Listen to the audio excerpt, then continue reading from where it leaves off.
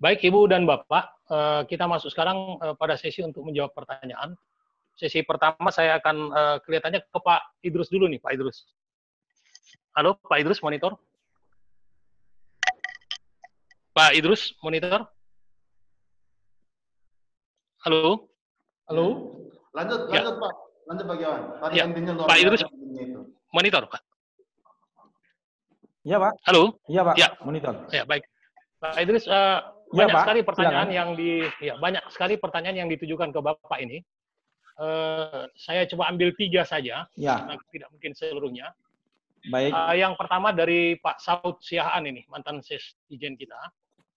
Ada harapan yang diletakkan kepada Serikat Pekerja. Lengkapnya begini, Pak.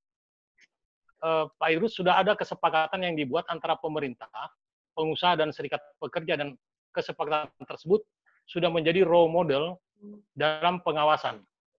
Dengan kesepakatan itulah maka dirubah pola pengawasan menjadi sentralistik. Perlu penguatan terhadap perubahan paradigma, dan pengawas sekarang adalah manusia handal yang membantu perusahaan dalam membina dan menyelesaikan masalah ketenagakerjaan. Nah, ini catatannya, Pak.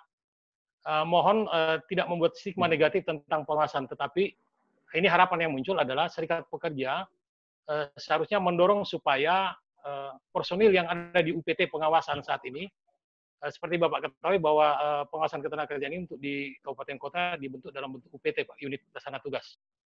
Ya, adalah personil dengan background pengawasan, bukan dari unit lain.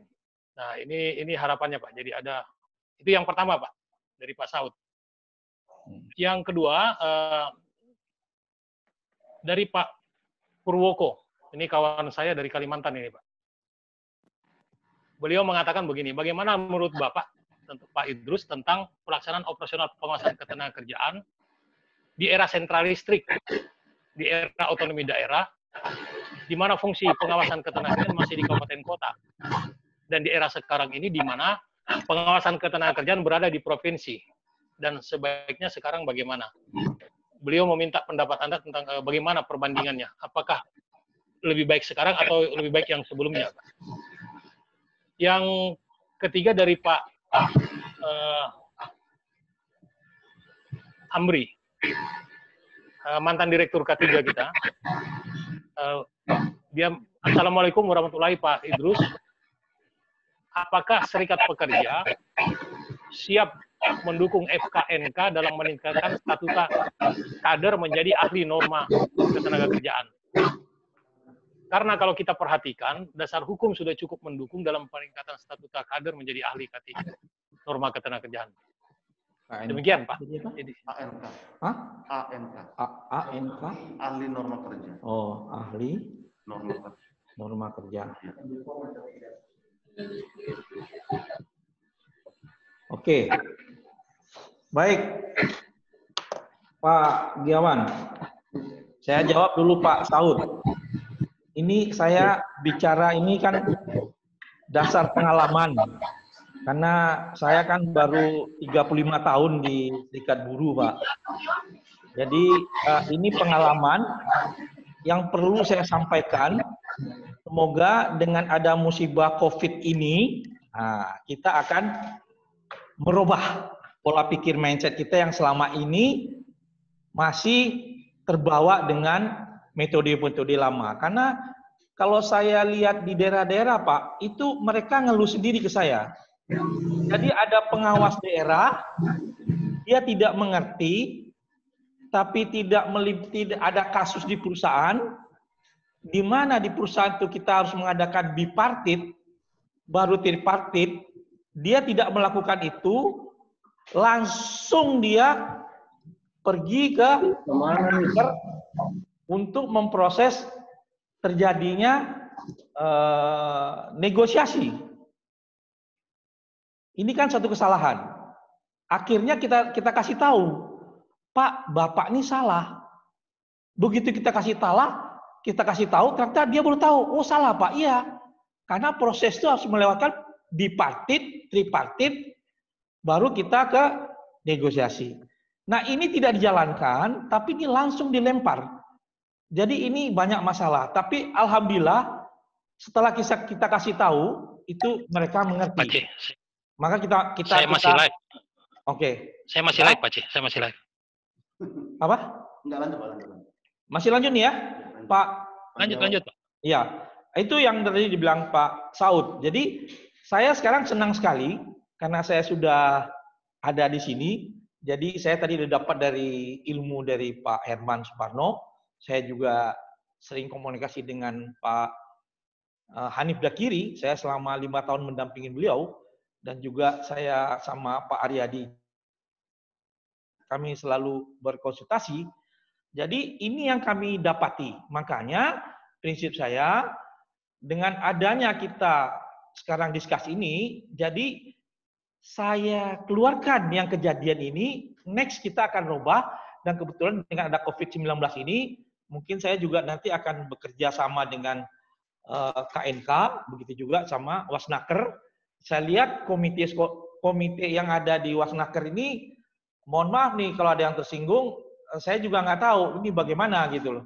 Perlu orang-orang yang mempunyai wawasan luas, yang serikat pekerjanya yang memang kebetulan saya ini Pak, mohon maaf, lem itu logam elektronik mesin itu semua otomotif di bawah saya Pak.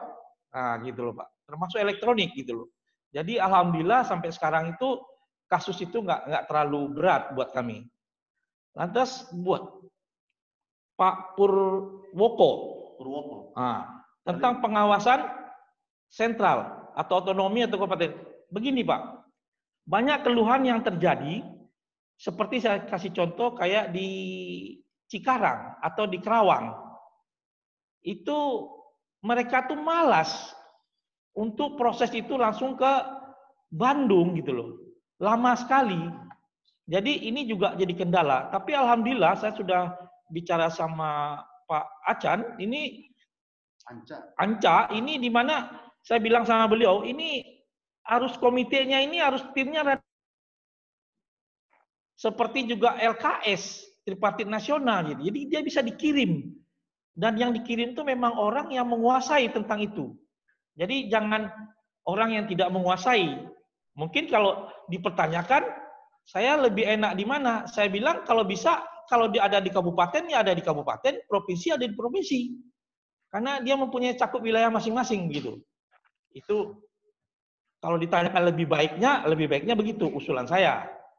Tapi dengan adanya komite sekolah yang sekarang yang didirikan oleh Wasnaker ini mungkin ada lagi jalan yang terbaik.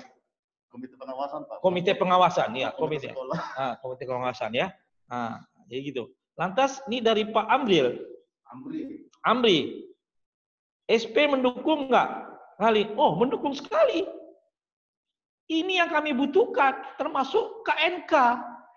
Ini belum kedengaran di Serikat Buruh. Ini wujudnya apa ini? Kok belum kedengaran? Nah inilah pertemuan hari ini, alhamdulillah saya jadi banyak dapat ilmu. Kebetulan pendampingnya saya juga ada di kementerian, jadi ya kita berbagi ilmu gitu loh. Semoga nanti tidak ada lagi persoalan-persoalan. Ya saya tidak ngomong COVID dulu, karena kalau ngomong COVID ini tadi udah dibicarakan oleh Pak Herman, apalagi yang tadi dibicarakan oleh Pak Aryadi itu sudah lengkap sekali gitu loh. Jadi saya nggak ngomong lagi banyak PHK, saya nggak mau ngomongin. Ini kalau ngomongin sakit hati gitu kan. Ini bukan karena ekonomi, tapi ini musibah. Nah, inilah tantangan. Jadi kalau kami dari Serikat Buruh, saya selalu ngomong, banyak Pak, terus terang aja. Di perusahaan-perusahaan saya, seperti di Yamaha Musik, yang bikin gitar, ada yang meninggal Serikat Buruhnya. Tapi begitu kita ngomong sama perusahaannya, manajemennya, dia ngikut gitu loh Pak. Jadi alhamdulillah kebetulan sekali.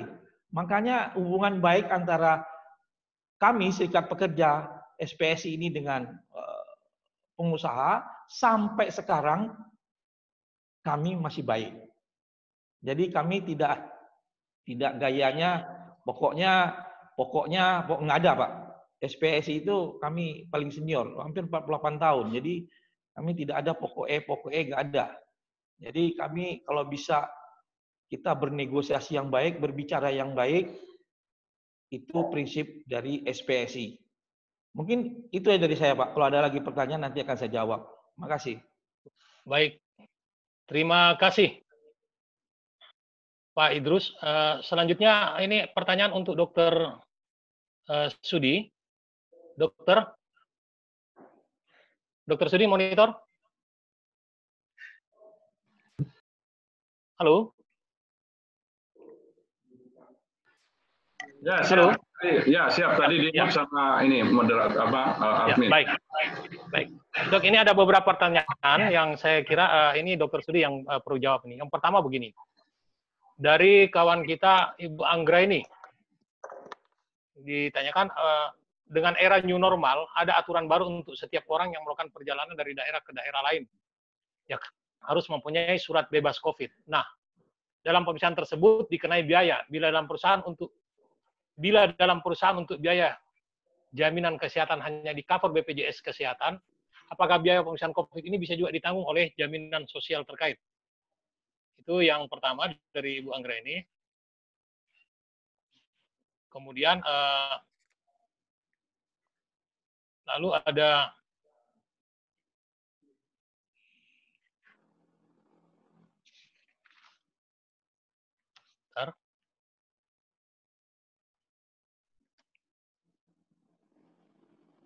Nah, tadi sudah sempat dijawab, tapi tidak apa dijelaskan kembali. Ada pertanyaan dari Pak Hairudin Rudi. Dua pertanyaan. Yang pertama, pengawasan berbasis komunitas. Apakah maksudnya memberi ruang bagi komunitas tertentu untuk melakukan pengawasan dengan batasan-batasan yang ditentukan? Saya ulang, Pak ya. Pengawasan berbasis komunitas, apakah maksudnya memberi ruang bagi komunitas tertentu untuk melakukan pengawasan dengan batasan-batasan yang ditentukan?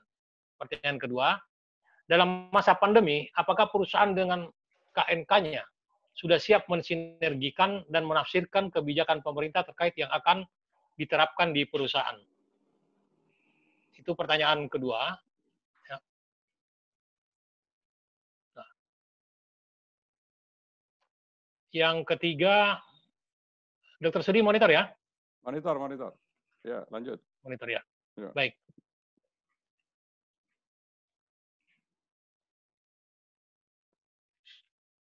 Nah, dari Pak Amri lagi nih. Peran KIK sebagai partnership pengawasan ketenagakerjaan yang sangat strategis dalam membangun kepatuhan bagi perusahaan. Begitu strategisnya KNK di perusahaan sehingga perlu peningkatan dari kader menjadi ahli norma ketenagakerjaan. Sebab dasar hukum cukup mendukung menuju ke arah yang lebih baik lagi sekaligus untuk membangun sinergitas antara pengawasan ketenagakerjaan dan KNK. Oh, ini pendapat dari Dr. Amri ini. Itu dulu dari Pak Amri. Itu dulu Pak Dr. Sudi. Oh, ini ada satu Dr. Sudi. Ya. Satu ini. Ya. Ini dari Helmi. Ini di Sumatera Barat kalau tidak salah ini. Bagaimana menurut Bapak dengan kondisi COVID-19? Pengurus perusahaan menjadikan senjata untuk tidak mematuhi ketentuan perundang-undangan ketenagakerjaan. Jadi alasan ini. Seperti upah yang dikurangi pembayarannya, jam kerja yang melebihi ketentuan, THR yang tidak dibayarkan, BPJS yang tidak didaftarkan, dirumahkan, sampai dengan batas waktu yang tidak ditentukan dengan alasan terdampak COVID. Nah, sedangkan pengawasan yang langsung turun ke lapangan sulit kita lakukan dengan kondisi PSBB. Bagaimana menurut Bapak dengan kondisi di atas, belum bicara K3 atau penerapan penegakan hukum? Itu 3 pertanyaan dan 1 pandangan dari Pak Amri tadi. Silakan, Dok. Ya, terima kasih pertanyaan-pertanyaan yang luar biasa tadi. Tapi mungkin saya coba jawab semampu saya. Nanti saya kira teman-teman senior kan banyak di sini bisa menambahkan ya atau melengkapi. Pertama yang berkaitan dengan biaya pemeriksaan COVID itu memang tidak ada yang nanggung. Yang nanggung pemerintah itu pada konteks pengobatan. Jadi pengobatan COVID semua ditanggung pemerintah. Makanya kalau kasusnya JKK pun, jaminan kecelakaan kerja, nanti pengobatannya ditanggung pemerintah, tapi manfaat-manfaat lain yang sudah kita keluarkan edarannya yang dari kementerian, surat edaran menteri untuk penyakit akibat kerja karena COVID, nanti ada kompensasi yang tetap dibayarkan, tetapi pengobatannya melalui pemerintah atau melalui Kemenkes atau Pemda. Tetapi untuk pemeriksaan ini akan masuk ditanggung kalau dia masuk ke pengobatan ya. Jadi kalau orang yang positif kemudian dirawat, mereka akan ditanggung biaya dari pemeriksaan sampai pengobatannya. Tetapi kalau tadi berkaitan dengan konteks orang yang bepergian, kemudian ada kewajiban ada hasil tes COVID, Nah, itu tidak ada biaya dari pemerintah. Nah, ini yang mungkin perlu ada pemikiran. Kalau menurut saya ini kan karena ada kebijakan PSBB ya, jadi yang menanggung yang membuat kebijakan. Jadi ya pemerintah lagi-lagi, PSBB ini kan kebijakannya nanti ada yang di daerah-daerah. Jadi kalau di daerah yang menetapkan kebijakan bagaimana orang bermobilitas itu dites, wajib tes COVID, ya makanya Pemda harus memikirkan itu pembiayaannya. Minimal mungkin yang rapid test yang mungkin lebih murah gitu ya. Kemudian yang kedua Pak Hairudin ya, pengawas berbasis komunitas ya, lagi-lagi ini konsep yang menurut saya perlu kita sepakati bersama. Tapi kalau menurut kami, kalau untuk pengawasan ketenagakerjaan yang sesuai definisi di undang-undang kita kan udah jelas, itu tidak tergantikan karena itu harus PNS, ada standar kompetensi, ada penunjukan. Tetapi berbasis komunitas di sini adalah paradigma cara kerja kita, bahwa kita harus lebih banyak mengajak atau memberdayakan mitra-mitra kerja kita yang itu juga ada di fungsi dari pengawasan, yaitu di terutama di fungsi preventif edukatif.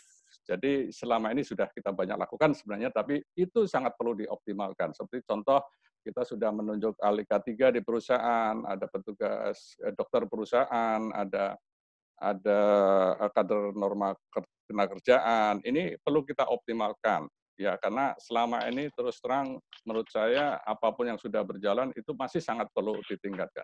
Bisa juga dikembangin mitra-mitra lainnya. Seperti yang di pusat sudah ada komite pengawasan ketenagakerjaan yang dari lintas multi stakeholder ya, dari perguruan tinggi, dari tripartit, dari para pakar dan sebagainya. Jadi mungkin itu menurut kami, jadi tetap ada batasan-batasan yang tidak bisa diberikan kewenangan itu kepada pihak lain yang bukan pengawas yang sebenarnya gitu ya. Kemudian yang kedua, pandemi dengan KNK siap disinergikan, ya saya kira harus siap karena dampak COVID ini kan dirasakan dan dihadapi oleh semua, baik orang yang bekerja, baik perusahaan, pekerja, serikat pekerja, pemerintah, dan kader norma ketenagakerjaan sendiri kan mereka selama ini kan juga banyak yang berada di perusahaan. Ya, justru itulah menjadi salah satu potensi untuk bagaimana meningkatkan pengawasan berbasis komunitas tadi dengan memberdayakan ahli K3, kader norma kerja yang ada gitu ya. Ya pastinya harus siap ini. Kemudian dari Pak Amri, bagaimana KNK kemudian untuk dikembangkan menjadi ahli norma ketenagakerjaan. Nah, ini saya pernah diskusi waktu saya di Subdit Lemsar, saya kira itu bisa saja.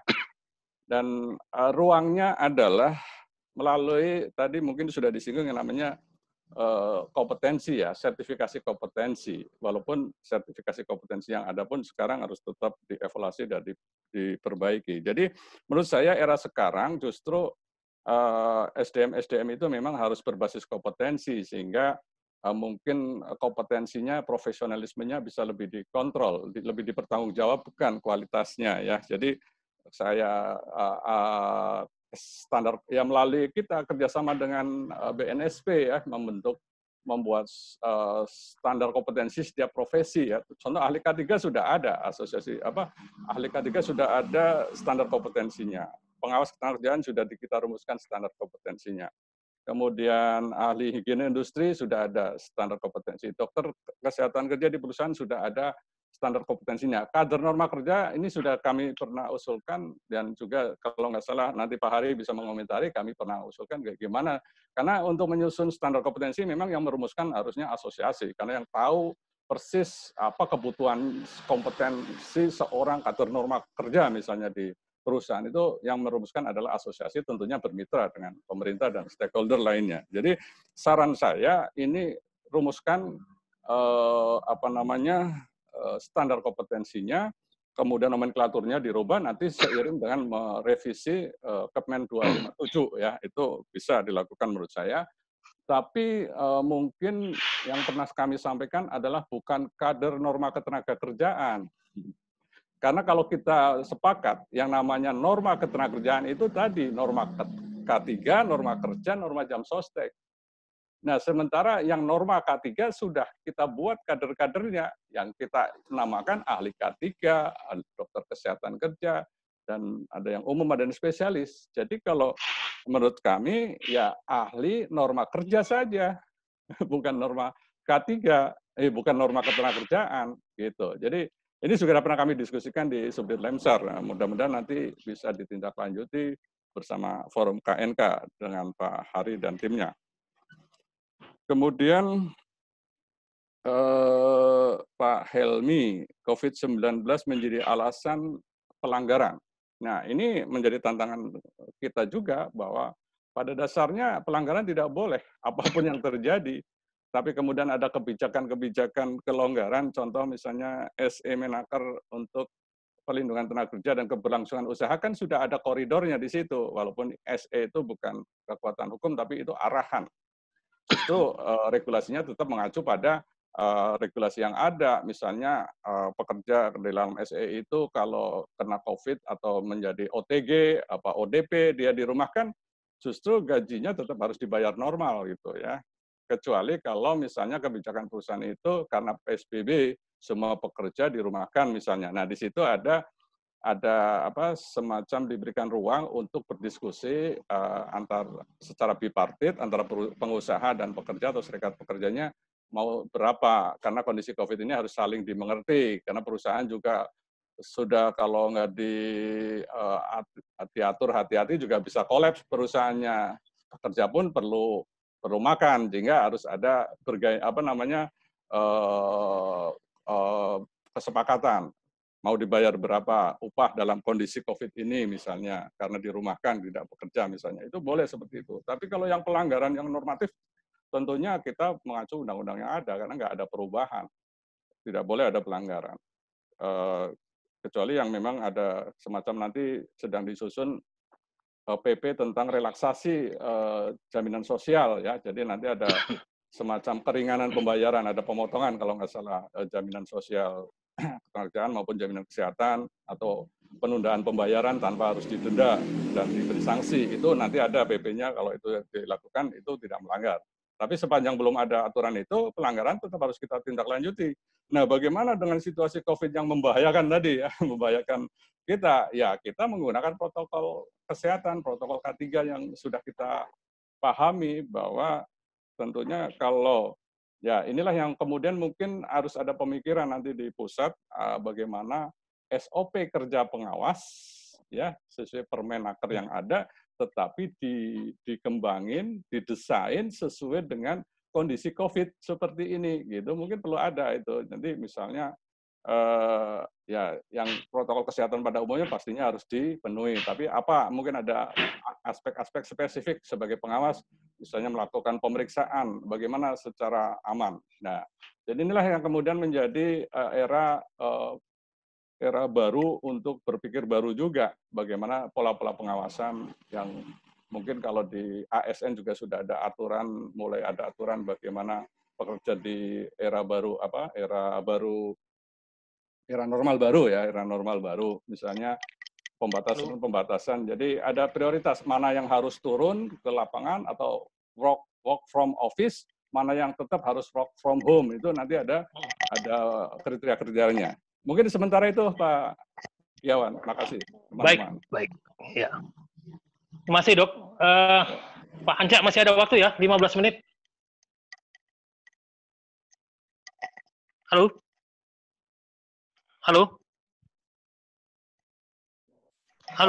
Waktu 10 menit Pak Giawan. 10 menit. 3 menit ya. Saya bacakan satu pertanyaan lagi ini sebelum saya mencoba menyimpulkan. Yang pertama, ini pertanyaan terakhir dari Pak Eko. Ya. Pertanyaan untuk Pak Idrus. Bagaimana bentuk dukungan dari SP dalam menghadapi kondisi new normal? Sedangkan di lapangan banyak pengurus SP yang bukan pekerja. Mengingat kondisi dan situasi di tiap perusahaan tidak sama. Itu untuk Pak Idrus. Monitor ya Pak Idrus ya? Siap Pak. Ya. Lalu untuk Dr. Sudi. Ya. Menghadapi untuk Dr. Sudi nih. Ya, menghadapi new normal, berapa lama jangka waktu pembinaan terbaik dalam pembuatan peraturan-peraturan sistem digital, sehingga dari pengawasan bisa lebih tegas dalam penegakan peraturan. Ya, maaf, kesempatan diulangi, pertama, diulangi, maaf, bisa diulangi Pak ya, Irwan? menghadapi new normal, berapa lama jangka waktu pembinaan terbaik dalam pembuatan peraturan perundangan sistem digital. Maksudnya yang di ini ya, yang di nota itu ya? Iya, iya. Oke, baik. Ya. Ya, itu sehingga dari pengawasan lebih tegas dan menegakkan peraturan ya.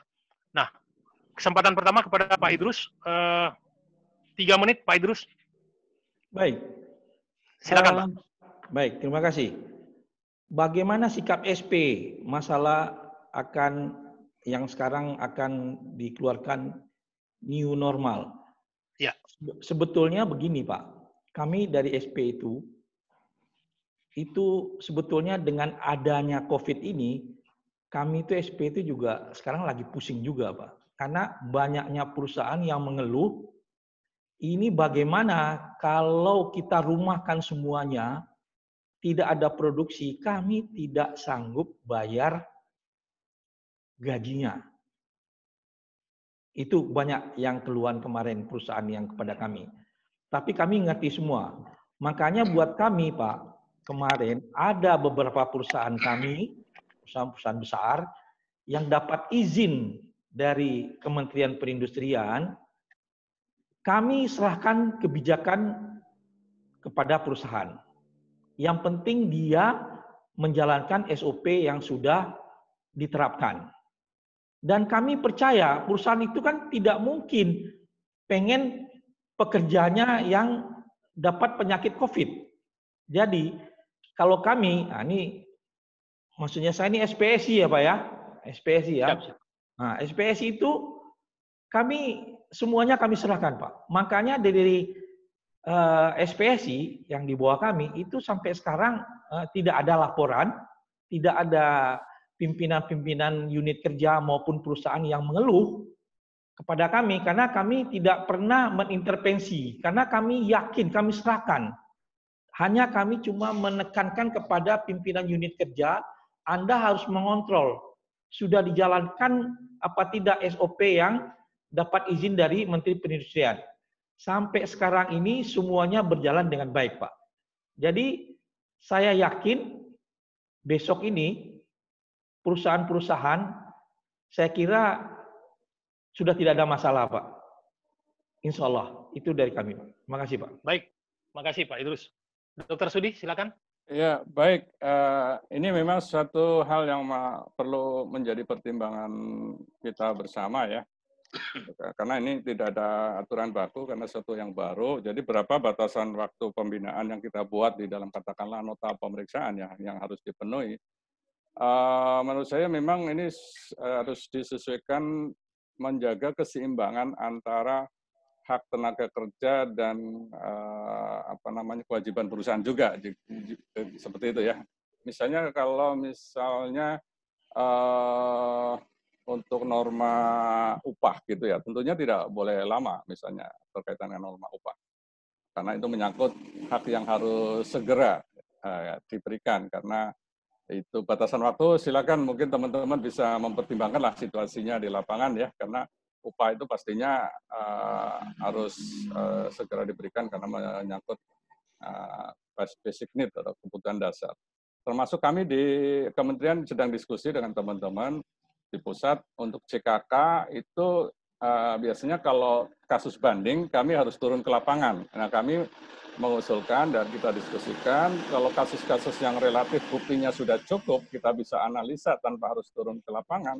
Mungkin hanya bisa ditambah dengan mungkin nanti nelpon ke rekan-rekan di lapangan, itu bisa kita putuskan tanpa harus ada pengawas pusat dan dokter penasehat yang turun ke lapangan seperti itu. Jadi kita ingin mempercepat pelayanan juga karena supaya haknya segera direalisasikan. Jadi saya tidak bisa memberikan jawaban pasti dalam hal ini ya, karena itu menurut saya kasuistik dan situasional, tapi prinsipnya ya sedapat mungkin jangan merugikan terutama pekerja lah. Kalau perusahaan ya mungkin lebih pada posisi yang lebih mampu lah daripada pekerja yang dalam kondisi COVID ini, pasti kemungkinan besar mereka yang lebih menderita, apalagi berkaitan dengan uang atau hak-hak yang bersifat finansial gitu.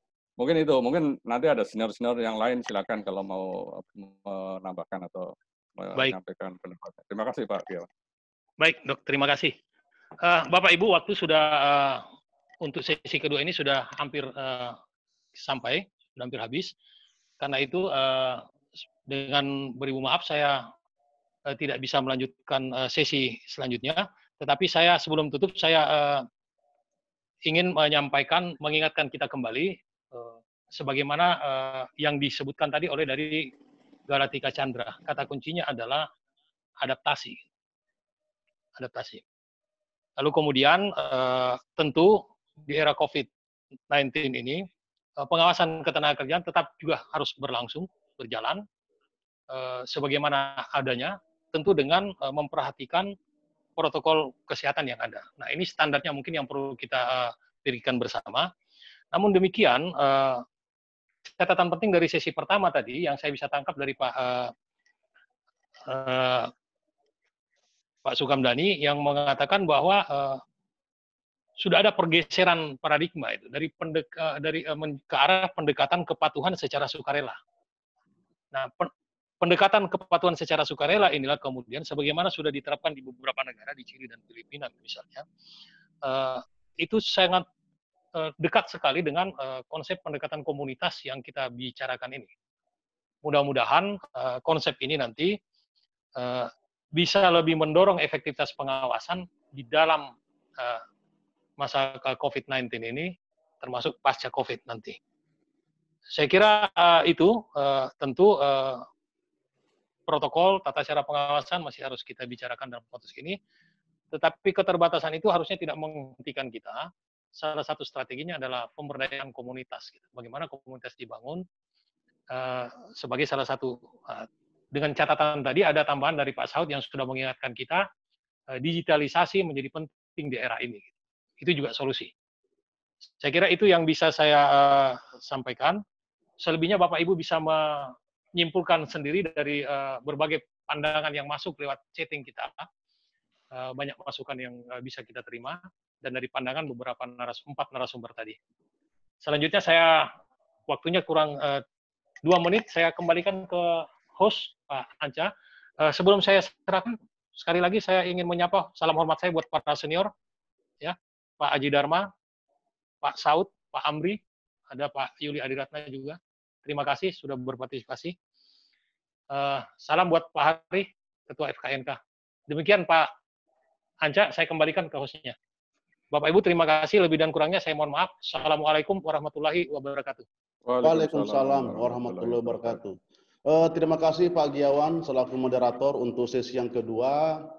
Dan baik Bapak Ibu sekalian, kita menjelang untuk sesi penutupan daripada webinar interaktif kita ini. Namun sebelumnya Pak Menteri masih bersama kami? Pak Herman Suparno masih?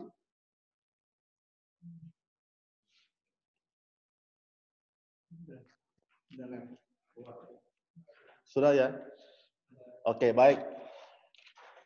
Baik Bapak Ibu sekalian, sebagai informasi bahwa segala informasi ataupun hal-hal yang terkait KNK, kami sudah mempunyai atau memiliki sosial media sebagai sarana komunikasi, termasuk juga nanti tayangan-tayangan webinar yang telah kita lakukan.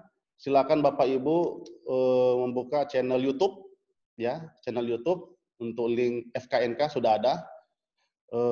Kemudian juga di Facebook kami juga ada grup terbatas KNK. Kalau Bapak Ibu ingin bergabung, silakan. Dan seperti yang disampaikan oleh moderator, kami tidak usah menyimpulkan. Silakan nanti Bapak Ibu sudah mencatat poin-poin penting dalam webinar kita kali ini. Dan pada kesempatan ini, atas nama penyelenggara, kami mengucapkan dan apresiasi yang setinggi-tingginya kepada para narasumber, Pak Menteri Tenaga dan Transmigrasi 2005-2009, Pak Herman Suparno, Ketua Umum Apindo, Bapak Haryadi Sukamdhani, dari Komite Pengawasan Ketenagakerjaan Bapak Sudi Astono, dan dari SPSI Bapak Idrus, serta kedua moderator kita, Ibu Nurhani Muhtar dan Bapak Giawan Lusa. Terima kasih atas waktu dan atensinya. Begitu pula dengan Bapak Ibu sekalian, dari seluruh wilayah NKRI, kami ucapkan terima kasih atas atensinya, dan sampai ketemu pada event-event webinar interaksi lainnya. Dan tentunya nanti pasti kami akan sampaikan topik-topik yang menarik. Dan kalaupun barangkali juga ada usulan topik, silakan diusulkan pada sarana komunikasi yang telah kami siapkan. Oke, ada saran? Cukup? Ada? Oh ya, dari Pak Haris silakan. Baik, Bapak Ibu sekalian, di ujung sesi terakhir saya mengucapkan terima kasih dan memberikan apresiasi yang setinggi-tingginya buat para peserta, kemudian Pak Haryadi dan Pak Eman Sumarman dan narasumber lainnya. Perlu saya sampaikan hasil koordinasi saya melalui WA dengan Bapak Haryadi Sukamdhani dan Pak Idrus. Pada prinsipnya pihak Apindo sangat terbuka untuk semua komponen yang termasuk di dalamnya di FKNK. Ada komite pengawas, ada FKNK, ada Subdit Lemsar, ada serikat pekerja yang diwakili oleh Pak Idrus, untuk bertandang atau bersanding dengan Apindo untuk merumuskan perubahan KNK menjadi ANK. Jadi dengan senang hati Pak Haryadi sudah membuka pintu, mudah-mudahan dalam waktu dekat akan kita lakukan, dan sampai bertemu pada sesi berikutnya. Saya kasih clue-nya, calon narasumbernya, mudah-mudahan sesuai dengan koordinasi kami terakhir, akan diisi oleh Bapak Hanif Dahiri, Menteri Ketenagakerjaan periode 2015. Mudah-mudahan waktunya juga temui dengan Bapak Elias selaku Direktur BPJS, dan yang lainnya akan menyusul. Mudah-mudahan Pak Idrus juga bisa menggandeng Pak Bob selaku pimpinan Toyota Astra. Mudah-mudahan ini dapat terrealisasi. Mohon doanya, kami selaku panitia akan berusaha narasumber ini dapat mengisi pada acara webinar berikutnya. Kurang lebihnya, terima kasih Pak Anca dari Subdit Lemsar. Kita kembalikan ke Pak Anca untuk foto dan ditutup. Terima kasih Pak Anca. Wassalamualaikum warahmatullahi wabarakatuh. Waalaikumsalam. Baik Bapak Ibu sekalian, kita dokumentasi untuk sesi kedua. Silakan diaktifkan videonya, dan kodenya masih seperti yang pertama. Ketika saya mengatakan KNK, tangan kanan dikepal di depan dengan menjawab yes, sambil tersenyum, dan senyumnya ditahan ya sekian menit. Oke. Baik. Gimana admin? Oke ya, siap. KNK yes. Yes. Ditahan sambil tersenyum, kita dokumentasikan. Nanti kalau Bapak Ibu kangen pengen lihat videonya, silakan buka channel YouTube.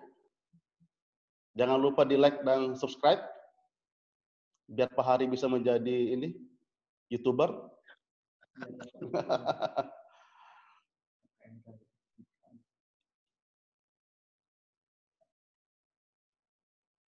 Oke, terima kasih Bapak Ibu sekalian. Sampai ketemu pada webinar interaktif lainnya. Atas nama penyelenggara kami mohon maaf atas kesalahan-kesalahan teknis yang terjadi selama webinar interaktif ini. Mohon maaf lahir dan batin. Sekali lagi, sampai ketemu pada event berikutnya. Wassalamualaikum warahmatullahi wabarakatuh. Waalaikumsalam warahmatullahi wabarakatuh. Halo? Oke, siap. Makassar aman? Aman, aman. Siap. Terima kasih, Ganda. Terima kasih, Ninda. Sukses, Ki. Salam, Ya. Pak Ari. Sehat. Iya, selamat. Pak Idrus, terima kasih. Yes. Makasih Bang. Sukses Bang. Masih. Sukses. Siap. Ke Makassar kontak. Siap. Tinggal makan coto beliau ini. Sama Wih. Islam hijau. Ngobrol. Kondro. Ini gue kasih aja apa ya. Sama